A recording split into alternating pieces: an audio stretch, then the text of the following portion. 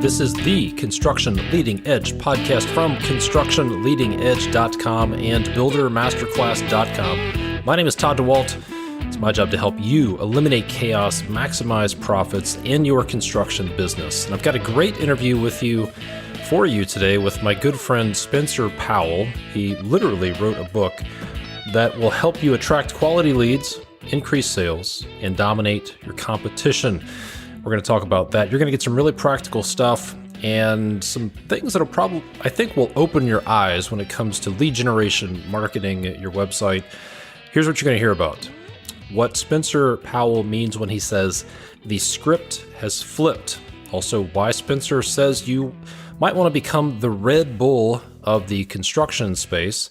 Some time wasters or mistakes that you could be making when it comes to your website and with marketing. What is a marketing funnel? We talk about an open letter that Spencer wrote to Houzz and what he thinks about lead generation services like Houzz and Angie's List. You'll also get some really basic practical tips on how to get started creating content for social media, for your website, the difference between design and performance of your website. We talk about a couple of genius strategies to help you start to build an ideal referral partner network, how to reposition yourself in a new market. And Spencer answers the question, what should you do if you need more leads? And his answer to that question is surprising, but really smart. A lot of great stuff in this episode. Highly recommend that you take notes on this one. You're going to get some good nuggets.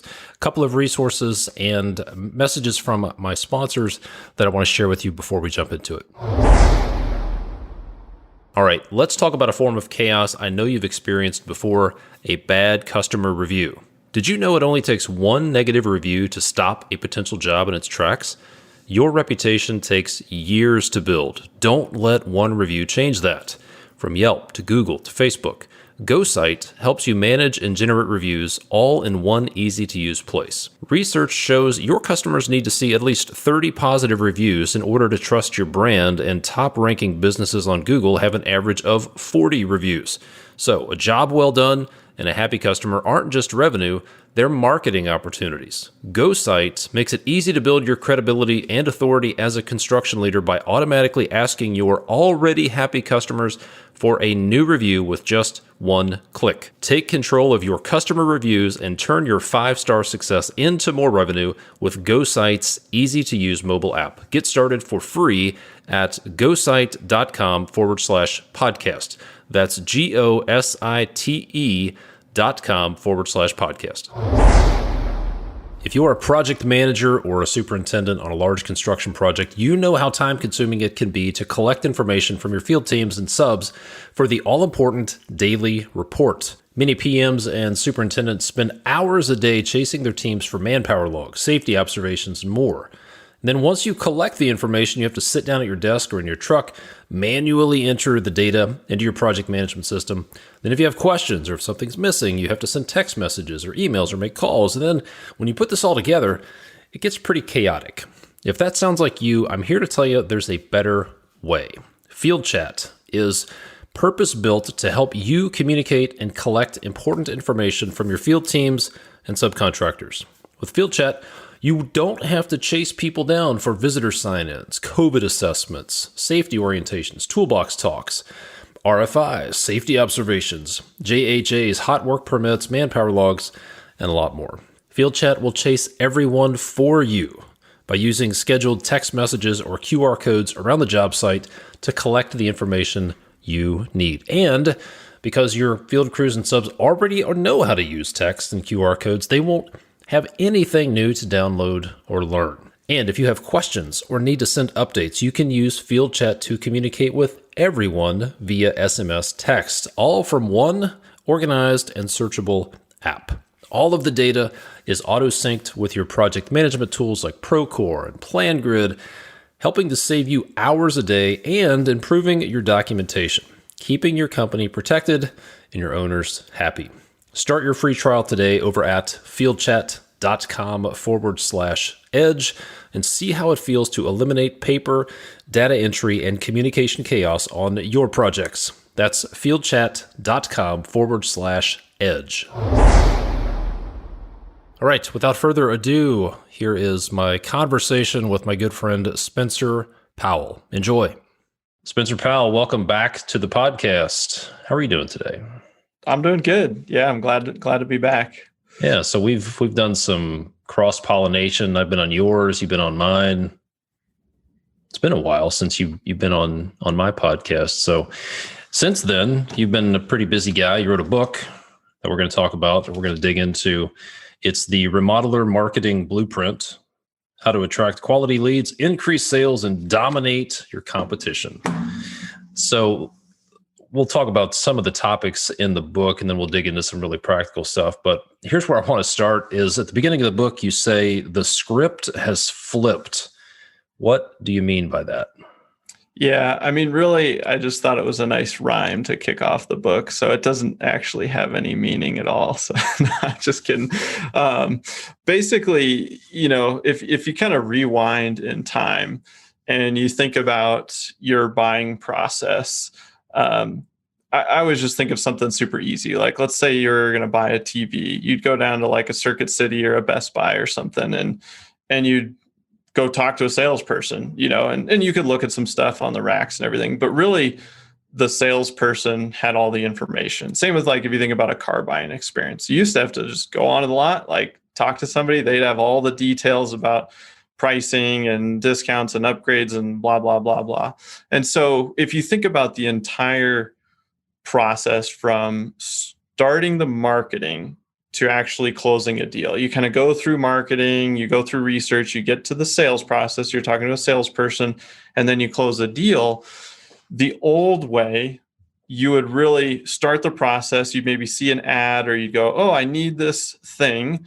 Well, now I better go reach out to some companies and talk to some people. So you'd talk to the salesperson very early on, whereas today it's totally flipped. Right now we go online, we do our research, and you can do about 80 or 90% of your research.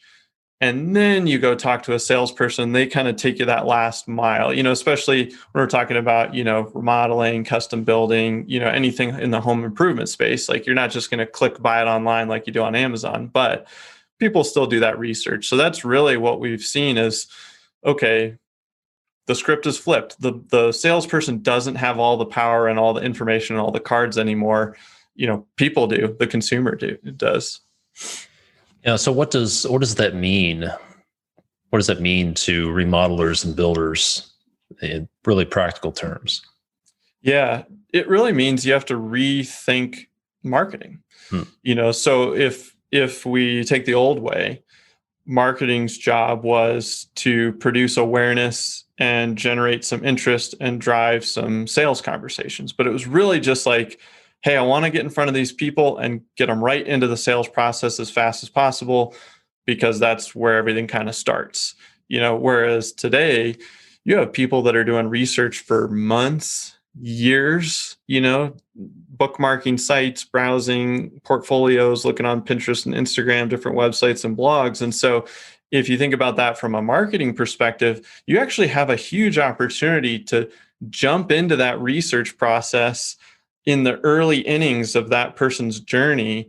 And then you can be a part of their journey so that when they're actually at that point of, okay, I want to talk to some companies now, you've actually got a leg up because you've been there, you've been educating them, you've been helping them, they're aware of you.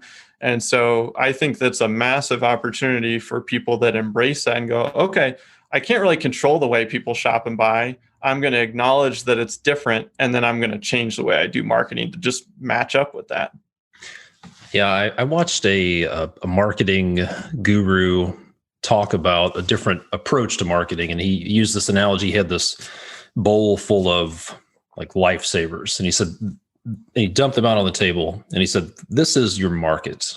And he swiped out about 10% of the market, and he said, "These people are never going to buy from you. They're just never going to buy. They're not going to buy from either. They're never going to buy, or they're never going to buy from you." So he swiped those off the table. Then he took another 20%, And he said, these are the people that are ready to buy today. And they are looking to buy something today. And he said, most of your competition are marketing to these people, these 20%. And they're like, buy now, buy today. And he said, but that leaves a big chunk of the market out there that are interested.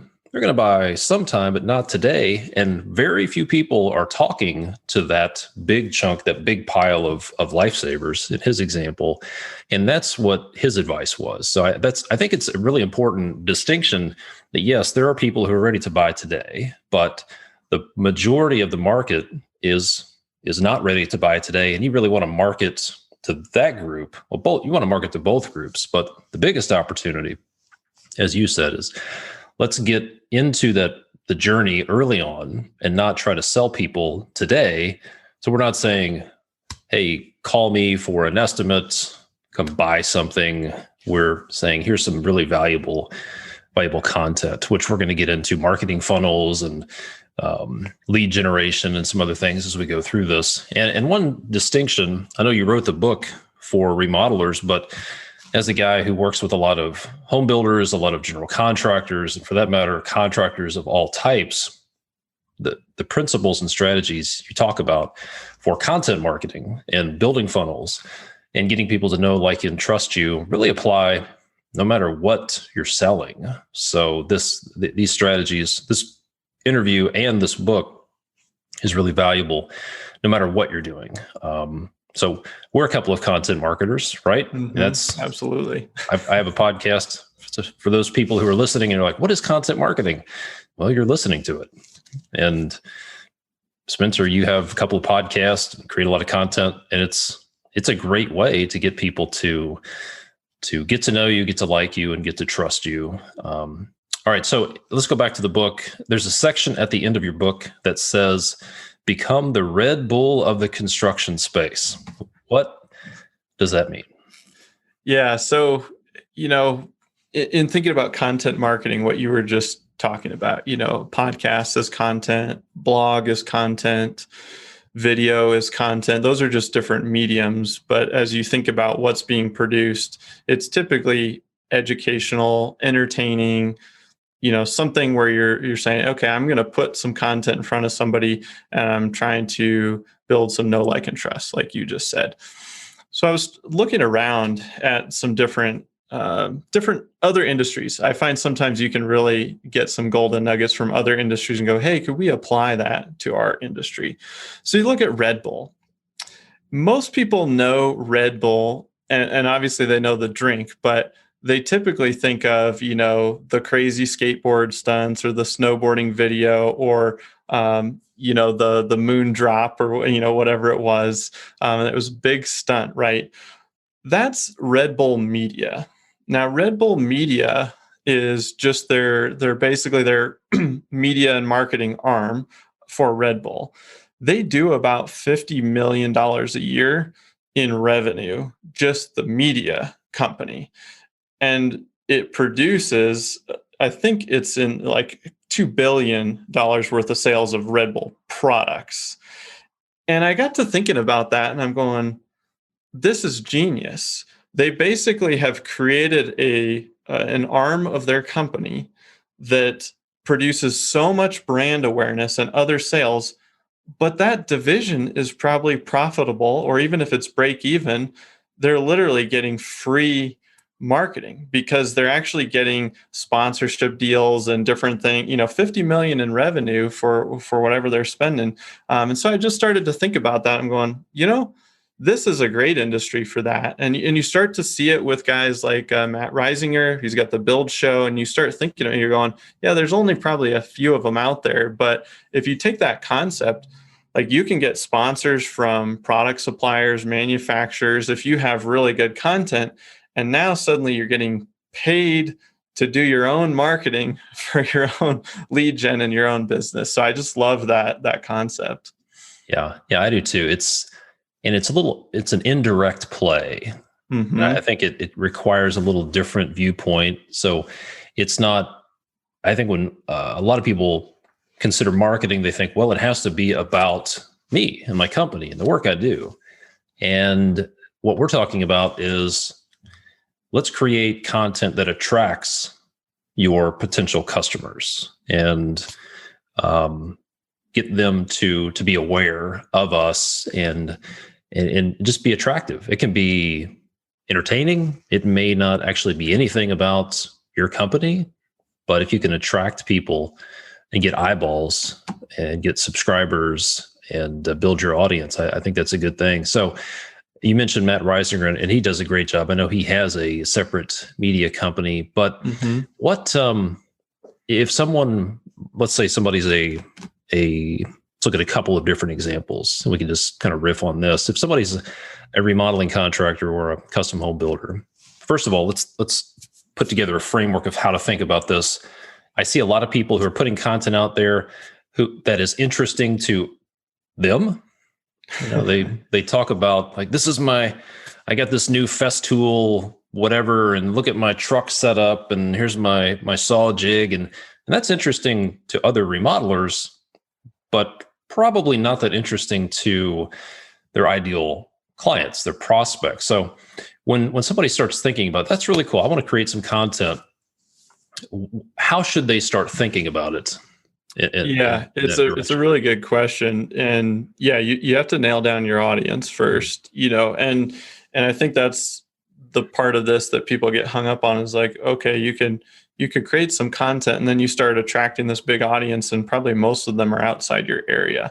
And so you go, maybe that's not really what I'm trying to do, but that actually leads you into how you might, go down the media route. But let's just take an example. Let's say you are a remodeler or a custom builder. It's going to be a similar process. You could do your own show, and you could follow the format you see on all these like auto car shows on TV, where it's like customer comes in, has a problem, they talk about the problem, and then the rest of the show, the customer's out, and then it's just filming them and their crew. So if you're, doing a kitchen remodel, interview the customer, they come in, you're talking about like what they hate about their kitchen, they're trying to open it up, they want to invite more people over, whatever it is, and then boom, they're out of it, and now you're filming your crew, you run into some issues, you add a little drama, and then boom, at the end, it's amazing, you pull it off right at the deadline, you're thinking about it a little more from like a storytelling standpoint than you would otherwise.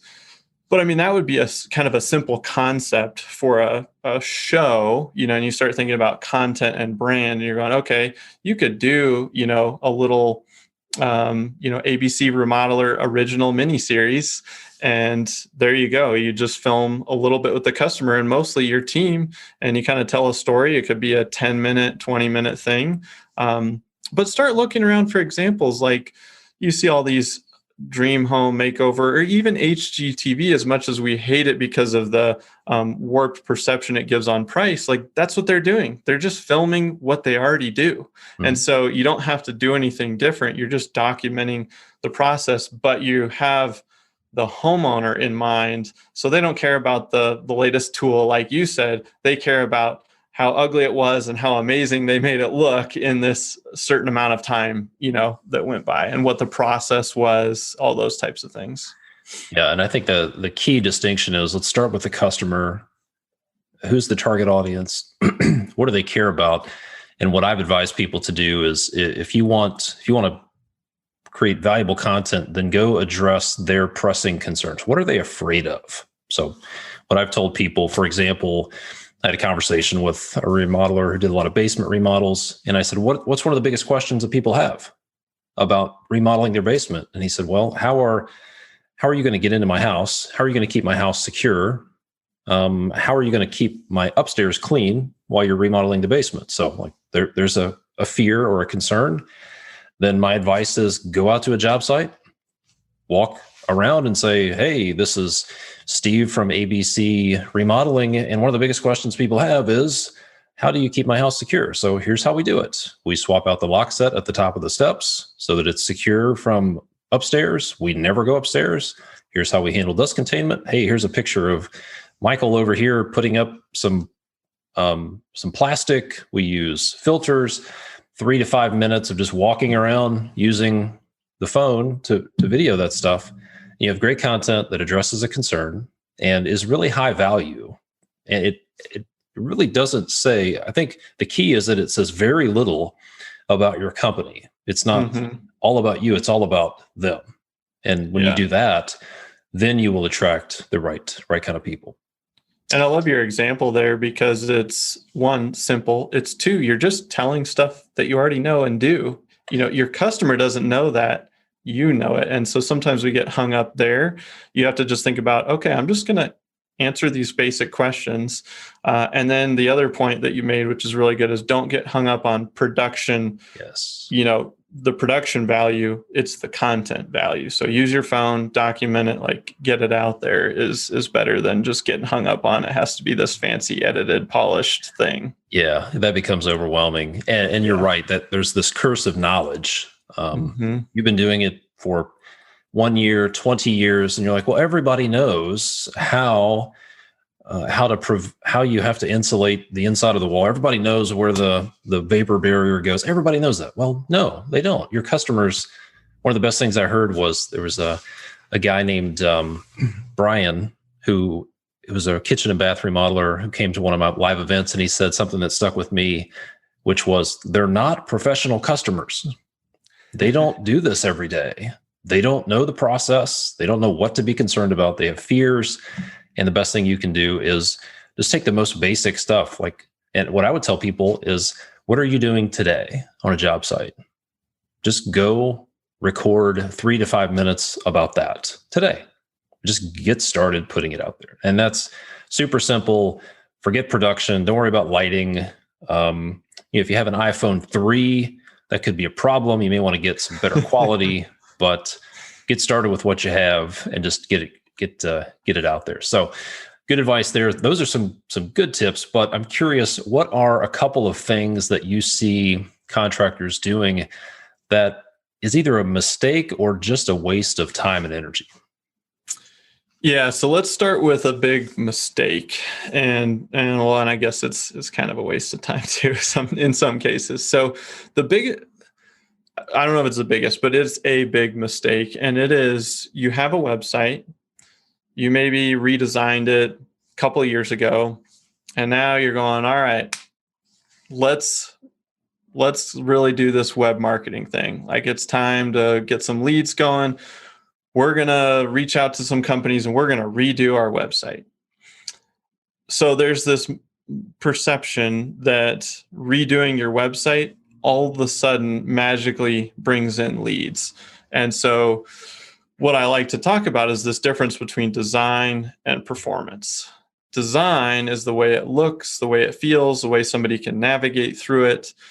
Performance is how many people are actually getting to the website, how many people are filling out forms and becoming leads and, interested prospects. And so if you're sitting out there and you have a website and it looks pretty good, it's not way from the 90s, it's not junk, it's not garbage, you got good photos on there, it's presentable, it represents your brand well. Don't all of a sudden just say, okay, let's redo our website and expect to magically get leads, because you go through, 3, 6, 9 months of redoing the website, you spend thousands or maybe even in the tens of thousands of dollars, and then you launch and the exact same thing is happening. You're still getting no traffic and no leads. So my recommendation there is work on website performance first, and then maybe consider design down the road or make some design changes. We have a custom builder we've worked with for about 9 years, and we took over their website as is. I thought it was pretty ugly looking at the time, but they didn't want to redesign it. They're like, we just want to do the marketing thing. I said, all right, we'll get rolling. We can look at that down the road.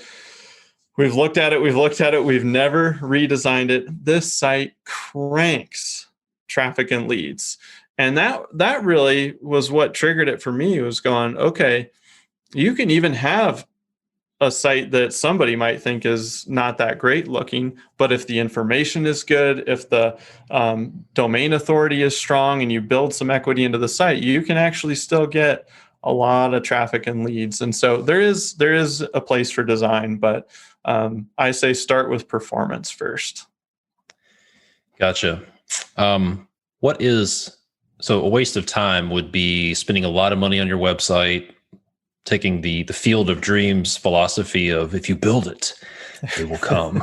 It's a perfect analogy for this situation. Yeah. And I'm sorry to say, they're not going to find you organically. A few may stumble across you, but if you build it, they probably won't care. They won't know. No, they won't know. Yeah. Any other mistakes or wastes of time that you see making? Yeah. So this one may sting, but social media. And I say this, and I'll add some depth to it. So the way I've come to see social media is you kind of in a couple of camps. Camp one is, hey, I know social media is important, and I know my customers, my prospects, they're going to find me, and they're probably going to go check me out on social media. So it's very important for me to have a good presence there, be active, and they can kind of get to know me. They can see some projects, maybe see a couple of videos of me and my team or some pictures, get to know us and say, hey, this is a real company. They've posted within the last week or two, like they're not, gone off the face of the earth. So that's more of the using social media to verify and maybe build a little bit of brand. Camp two is, I really want to generate some leads from social media. If you want to be in that camp, you have to spend a lot of time. You're probably going to have to spend an hour a day, maybe more, posting, commenting, liking, searching hashtags, tagging other companies. I mean, you're going to have to be active, and that's how you can grow a real presence and a following, expand your reach. But if you're just posting twice a week, you shouldn't expect that to happen. It's just too competitive and too noisy. And so I think the waste of time is that people spend a lot of time with the wrong expectation. They're like, I've been posting, I've been doing all these things, but I'm not getting any leads. Well, that's probably because you're in camp one. Camp one is great, like post, but then just say, hey, I'm not trying to crank the leads here. I'm just trying to be present, and knowing that probably Google and some other channels are really your lead generators. We look at data across the country. We have lots of different clients, and we actually get to see real data on all their websites. Social media is not a top lead generator. It's an influencer of the sale. It's an influencer of building that relationship. So I think there's just a misconception around getting a lot of leads from social. Yeah, that makes perfect sense. So it's about understanding and getting clear on what's the purpose. So it's about awareness. It's about staying in front of people. But if you're posting twice a week, don't expect people to click through. And here's an interesting point. I've seen a lot of people who they're pretty active on Instagram, but if you look at if somebody were to say, you know what, I want to contact ABC Remodeling, there's no link in their profile. It's like, that's rough. How do I find these? Like, do I have to send you a DM? Where do I go? You're spending all this time, but then you really need to think a few steps down the road. And what's the journey? Where do I want to lead these people? They may love your stuff, but a good question is, can they find me? How do they actually contact me? Or have you looked at your DMs to see if you're getting it? All right. So we talk a little bit there about lead generation. I know you have some strong feelings about Houzz and Houzz specifically, but how do you feel about lead gen services like Houzz, Home Advisor, Angie's List, things like that? Yeah, that bucket. So yeah, we did write an open letter to Houzz on our blog that was basically called them out on a lot of stuff that we aren't happy with. We're a marketing agency. We try to be an advocate for our clients in the industry, but we had heard feedback from clients too. And, things around their pricing model, or not being able to get out of contracts, or not getting the type of leads, or, whatever was promised. And here's my feeling on them. Generally, I think they are commoditizing the industry a little bit, because they're training the homeowner to get 3, 4, 5, 6 bids or whatever it is. Like, hey, I'll just submit my info and I'll get a whole bunch of info back, and I'll just pick one of these numbers that's the lowest or somewhere in the middle because that feels better, or however they make their buying decisions. And so I don't think that's doing a good job of training the end customer, the homeowner, and what we want there. However, that being said, at the end of the day, if you're using one of these services, all I want people to do is evaluate the channel and see if it's working for you. So is it driving traffic, and is it driving leads, and is it driving them at a cost per lead that works for your business? I will never tell somebody to stop doing something that's working really well for them. So my general sentiment on those sites is I would much prefer you take control of your own lead generation than rely on these sites, because 2 years from now, they could totally change. Tomorrow they could totally change, and so you're kind of at the whim of all of those types of things, whether it's pricing, quality of lead, cost per lead. And I just generally don't like that they're training the homeowner to go after 6 or 7 bids. Yeah, I am a big advocate for getting paid for estimates, so especially for remodelers, custom home builders, general contractors.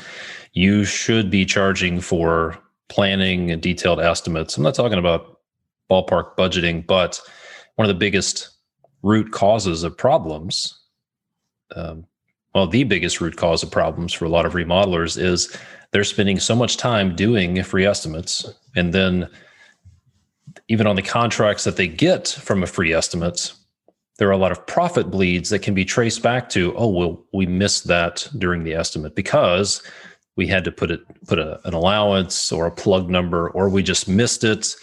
So my advice is don't do free estimates. And if somebody is saying, hey, we'd like a price, here's our set of plans, we want a price, probably not the best customer, because that is, I can look a homeowner in the eye and say, the 2 biggest threats, the 2 biggest risks to your project right now are the free estimate and the lack of upfront planning. And that is the path you're headed down if you're collecting 6 or 7 bids. So yeah, good I think point. I've heard from some people who have gotten 0 business from house and they've decided how they want to use it. I've heard from some people who get most of their business from house. So I'm with you. Don't reject something out of hand. Don't do it just because somebody else is doing it, but just try it out. Run some experiments and actually make some decisions based on data, and be clear on what you want to do. So yeah, and that open letter, if you just Google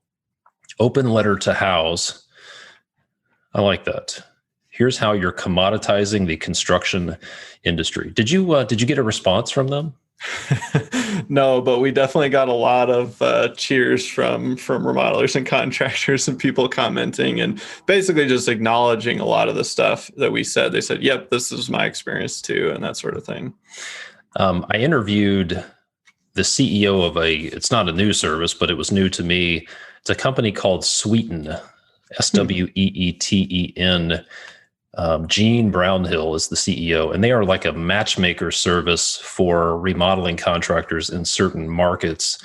And I like their model. It's very different. But if you're in a big metro area, then check out sweeten.com, or you can just listen to episode 184. I think it's 184 of my podcast, where Gene and I talk about a lot of things, including her business. All right, so let's get practical. Let's look at a few different situations for contractors. There are a lot of people listening to this. Some are experienced, some are just getting started.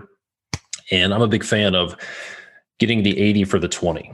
There are in just about all cases, there's 20% of the things you can focus on to get 80% of the value. So I'm curious, for 3 different scenarios, I'd like to get your take on what should people be focused on. In the first situation, the first bucket of contractors is we're getting ready to launch the business. We're like at 0 or in the first year of business, and we don't have much of anything. Maybe we don't have a website, but if we're just getting ready to launch, where would you advise people to focus their efforts?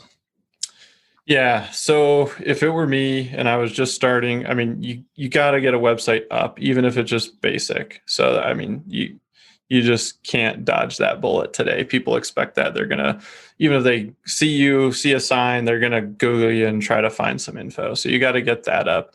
And then I'd probably focus on a couple of areas. I mean, one, I'm thinking, okay, lower cost, you're just starting up. So canvas very specific neighborhoods that you want to work in and get hyper focused. Say, this is where we want to be. And then you land a first job, you get signage in there, you have your trucks branded in there, like get the visibility in a very tight area. So that would be one suggestion. And then in terms of relationships, I would start reaching out to other partner companies. I did a video recently on power partnerships. So maybe exploring, landscaping, if you're an interior remodeler, landscapers and outdoor, and maybe giving them a commission if they send you work, and figuring out a little partnership program, because chances are you may not have a lot of relationships. So I'd maybe start working that angle. And then online, the long-term play is always organic search, but you have no equity on the site. So you're going to look at like Google paid ads.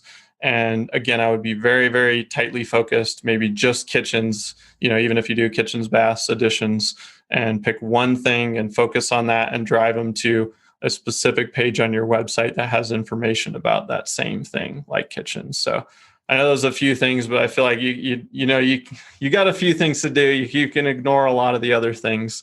But I feel like that starts to build some inroads in a few different areas for you. Yeah, I think I agree. You have to have a home base, someplace to send people to. And I'm a big fan of referral partners. And that's where I advise people to go. If you're just getting started out, then you can either go try to develop relationships with customers one at a time, or you can go focus on developing relationships with referral partners, people who have access to consistent deal flow. They get some value out of having a relationship with you, and they are not a competitor. So for remodelers, it could be somebody who is a landscaper, or it's perhaps a trade contractor. Maybe it's somebody who draws house plans, or an interior designer. Interior designers are really good referral partners in some situation, because they need a good contractor to work with, and the customer needs somebody to do the design. But my advice is think about who are my ideal customers going to first, and then let's go develop relationships with those folks. All right, so that's good stuff. Real quick, Todd, on that same topic, if we combine that with this idea of content marketing, or even the whole Red Bull example that we use of being media, start a podcast and invite those referral partners to be on your show. And if you do a show a week, you'll have 50 new relationships after 1 year, that could potentially send you work. And because, you do a show with them, you talk for 15 minutes before you do the show, you talk for 15 minutes after. Like, now you've actually got a relationship, and you gave first. You said, hey, come on my show and I want to promote your business. Of course, now you're on their radar. So I think that's an easy content play plus partnership play. That's a beautiful strategy, because it's all give. You're going first. It's win-win. Most people like free exposure. Most people do. Most people do. Most people who are in business like exposure, and they will likely promote the content you just created to other people. And that's a good way to do it. One of the most a very similar strategy that a guy named Chris brought up in one of my events. He does environmental remediation, so very different work, but he also sees the value in referral partnerships. And in his world, those referral partners are civil engineers. So what he does is he'll hire a civil engineer to do something, a little bit of layout work, give me an erosion control plan or something, pay them $800 or $1,000 a few times a year. And that puts him in the situation where he is their preferred contractor, because he is paying them, he's buying services from them, and they are going to refer business back to him. I know another one of my clients in the Northwest did this with an engineer for special structural engineering needs that he had. And then after he does that, who do you think this engineer is going to refer when a customer comes along? I love it. Yeah, it's a great strategy. That's a great content strategy. It's again, indirect, but get on a Zoom call like this, ask potential referral partners some questions. Hey, talk about your business, share it on LinkedIn, Facebook, Instagram, whatever. Just promote. When you promote people, then there's probably no better way to develop relationships with them. So that is genius stuff. All right. So that's the first category. Next category is we're an established contractor. We've been in business for, say, 2 to 5 years, but we want more consistent lead flow. What would you tell them to focus that 20% of their effort on to get the 80%? Yeah. So I think at this stage of the game, like assuming you kind of built those first few things off the ground, you got to be investing in your organic strategy. So blog content, your website needs to be built out with service pages, portfolio.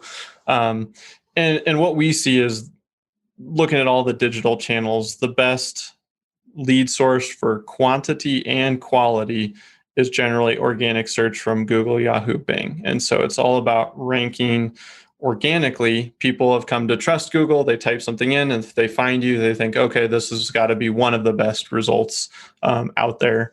And that's just how we've been trained. And Google's done a good job of providing good enough results that we think that. So having a content strategy is really important. However, this is where that like catch 22 is. I would really prefer you started that on day one because it's going to take some time to build up. But knowing that you probably didn't have the time or maybe the dollars to invest in that early on, now is the time to get that going and build that up. And then anytime you need to add an accelerant to leads, I look to paid, search. I think that partner strategy that we just talked about, like keep doing that, right? Like if you just formed, 20 to 30 to 40 relationships, every year through your podcast, you might be able to ride that strategy out for a long time, that alone. But going to Google Ads, that's a way where you can say, hey, I'm going to turn on the jets. I'm going to pump a bunch of money in, but I can basically force traffic to my site. So I think it's a combo of those two things. My ultimate long-term strategy for people is to work your way off the paid and just be reliant on the organic. And that's just simply from a cost per lead standpoint. But it's all, once you get into this phase, I feel like it's a lot goal dependent. So I'm tossing out some ideas, but it's very much, well, say in year 3, you're doing, $1 million or $1.5 million, and you're trying to get to 2. That looks different than trying to get to 3 or 4, in the next 12 months. And so it will somewhat be dictated by the goals. I think the important thing is to go out to the right side of the page and operate from right to left. Think, where are we going? Don't just think, well, I need more leads.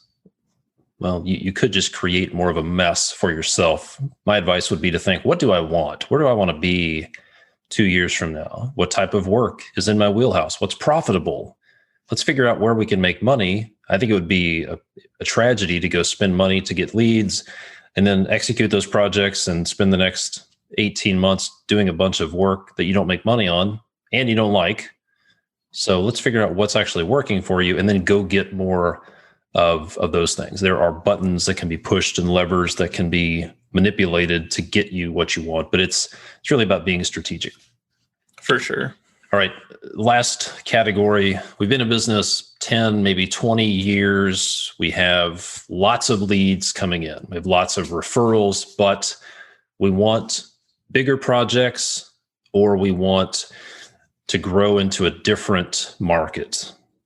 Maybe we're doing remodeling and we want to go into custom homes, or maybe it's a different geography or something, but we want to make some changes to that. Maybe these are a couple different situations. So let's look at somebody who's a remodeling contractor. They've got a good referral base, but they want to get into new builds, custom homes. Let's start with that one. Okay. Yeah, I think, whenever you're trying to reposition yourself, that's one of the bigger marketing challenges, because now you've built up 10 years of brand equity of people knowing what you do. And now you're having to basically say, oh, and we also do this different thing, but we're also really good at it, right? All of a sudden. And so in a lot of ways, you're building up trust. And so I think your content play there is all about educating people and showcasing that you actually are capable of those types of projects. And then it's a subtle change in what you're posting on your website in terms of your project galleries, your portfolio, and also to your social media pages. Maybe instead of putting all of your projects up, you're only putting up the really high-end remodel projects. So maybe you do remodeling from 50K to 300K. Well, now you're only going to post the $200,000 to $300,000 projects because you're going to get pro photos done. Maybe you're going to do some video. And so you're really, at this point, I think, starting to think about, how do I elevate my brand? And you do that through visuals, photography, what you're posting, and then the education piece. So if we go back in time also to think about some of those other strategies, you might change up your referral partners and invite different people on your show, or take them out to coffee or lunch or whatever it is. And you're going to kind of shift, okay, who's this new audience? And then who are my other referral partners? What areas do I want to work in? And then everything is just kind of like, it's those micro adjustments when you look at something like Coke or Nike and you watch their logo over 50 years, and it's just all these micro tweaks. I think it's that on a smaller scale, where you're just making those adjustments.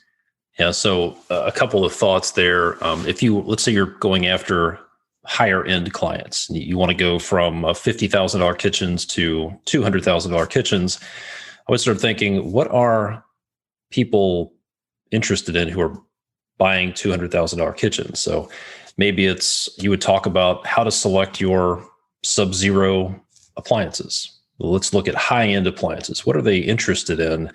What are the questions they have? Let's not talk about the builder grade plumbing fixtures. Let's go look at the high-end plumbing fixtures and go talk about, these are the things to consider when you're going to put in sub-zero appliances, because that will polarize your audience, and the people who are looking for builder grade, looking for cheap stuff, they're like, I don't even know what a sub-zero appliance is. Yeah. And you'll talk about more design than function, and things like that. Yeah. So think about your client. What are they interested in? Create some content based on that. Yep. Good stuff.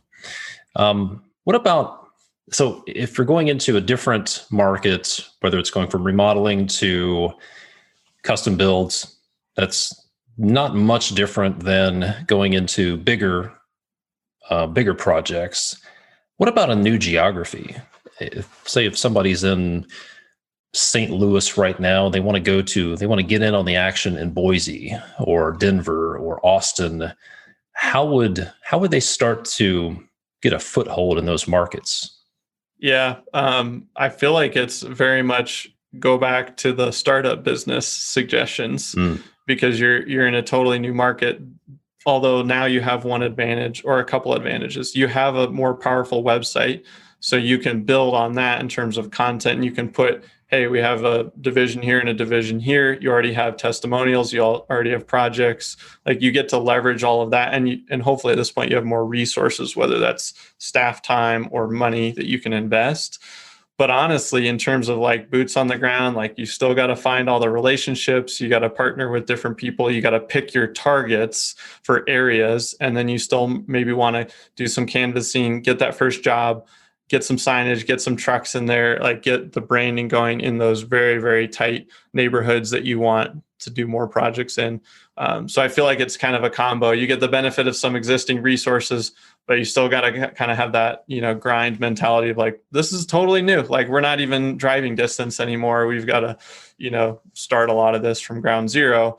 But you maybe just get the lever in when you reach out to someone. It's like, hey, we've been doing this for 10 years over here. We're just starting a division. So now that partnership has more credibility than, hey, I'm a new guy. Yeah. Good stuff.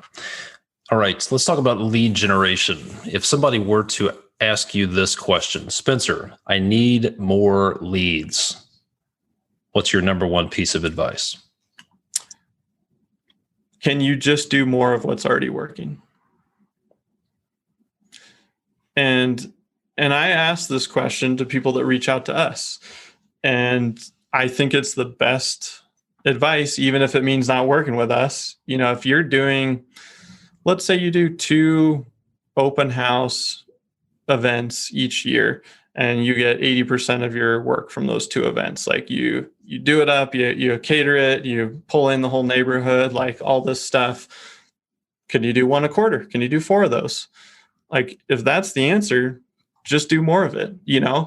Sometimes we want to get super fancy, and sometimes it's just a simple answer of like, or maybe paid ads on Google is working for you. Can you just double your ad spend? Hey, then you get double the leads. Does that work? So I think that's what I like to do. Yeah, that's great advice. What's working? Right. And if you're in that camp of you've been in business for a while, like, you should know what's working. I think there's a tendency to get bored with our own marketing, and we get shiny object syndrome and think, man, we should try TikTok or Clubhouse or the whatever the fad du jour that's coming along the pike that the guys like Gary Vaynerchuk and other people are talking about. And I think a good place to start, I love that. What's working? I've had those conversations with some of my clients, and I'll ask them, where are you getting your leads from now? And it was, well, yard signs. Let's go put out some more yard signs. Yeah. Go place an order with your sign company. Yeah. It doesn't have to be new. It doesn't have to be complicated. Let's go find out what's working and find out what's not working. Flip those resources, that time and energy and money, to something that is working, and just double down on that. What I found is marketing is, if somebody comes along and says, all you got to do is this, then you should probably stay away from them, because marketing is experimentation. It's a lot like, I listened to a great interview with Tim Ferriss interviewing Jerry Seinfeld on Tim Ferriss's podcast. I should go check that out. Enough said. Like, get those 2 together. It's great stuff. You may be wondering, well, what can I learn from a comedian? Well, Jerry Seinfeld's been a very successful comedian for a really long time. And he said, what makes a comedian really good is writing. They're really good writers, and they're good at running experiments. So stand-up comedy is, hey, I'm going to write a joke. I think it's funny, but I need to get some real life feedback. So I'll go stand up on a stage, say it in front of 30 or 40 people, get some data, and then go back and tweak it. Take it back out to the market, tell the joke again, get some data and tweak it. And I think it's the same way with marketing. You have a hypothesis of what is going to work, but you have to get it out there, measure the response, adjust it, take it back out. And I see so many people who try something and it didn't work, and they just abandon it. And that's a mistake. That's just round 1 of the experiment. So I think you have to think of it, marketing, as an experiment. And I know in my business, I started, well, frankly, when I started the podcast, I didn't really know. I didn't know who my audience was. And so I just started talking about things, finding out, getting feedback from them, talking about more things, seeing what resonates. So yeah, ask what's working, do more of that, tweak it before you jettison things. And yeah, definitely listen to that podcast with Tim Ferriss and Jerry Seinfeld. A lot of good stuff there. I'll have to go look that up. Yeah. All right, great stuff. So let's talk about this book. And let's talk about what else you do. Obviously, you've written a book on marketing, but what exactly do you do, other than wear fashionable socks and have an in-depth knowledge of, I think, every Chipotle in the state of Colorado? I think those are one of your claims to fame. Is that right? I've at least, if nothing else, done a good job of branding a couple of things that make you, think of something when you think of me. So yeah, I have been to all 73 Chipotles in Colorado. And we do have some fun builder funnel socks. And if you want a pair, just shoot me an email. We'll get some out to you. But yeah, my family's been in the building business for 110 years out in the Seattle market. And I first got into all this back in the Great Recession, when we were trying to figure out how to get more leads online, when Facebook business pages were like the new hot thing. I know today it's TikTok and Clubhouse, but at one point in time it was Facebook.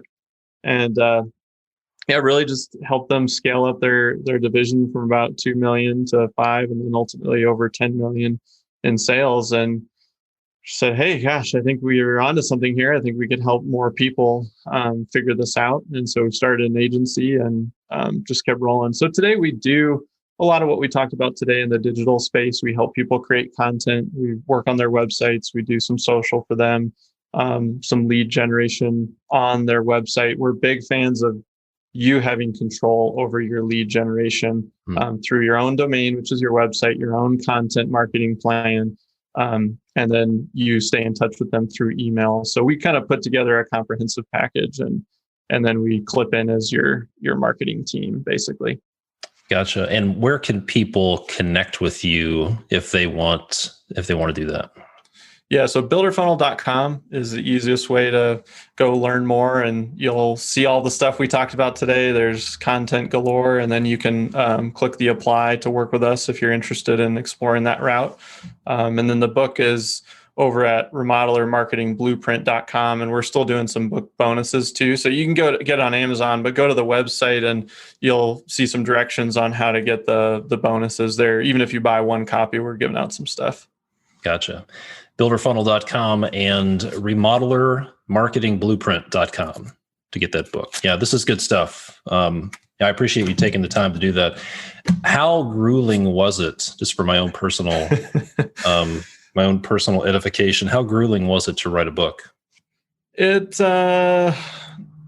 It was a little rough. I guess I'll put it in the medium category. So I made it a goal of knocking out draft 1 in 3 months. So Q1 of last year was my goal, like get that done. The more grueling part, had I done it myself, would have actually been the editing, like taking draft 1 to the finish line. And Q2, my goal was like, okay, I'm going to edit this thing and get it looking in good shape. And I got about 2 weeks in, I'm like, this is the worst. So I went out and hired a hybrid publisher and worked with them on the rest of it. And they helped with cover design and, all the rest. So I was glad I went that route, but I'm also glad that I wrote the whole manuscript and did that piece of it. And I don't know, you get up at 4:30, you put in an hour and a half every day and you knock out 500 to 1,000 words, and you do that for 3 months and you've got it. I wouldn't want to write like a fiction book. I feel like this was probably an easier path than just like figuring out characters and stories, because you're talking about stuff you know. Yeah. So yeah. If you've been thinking about it, I would encourage you to, make the plunge. Yeah. That's a big elephant to It is. Yeah. eat.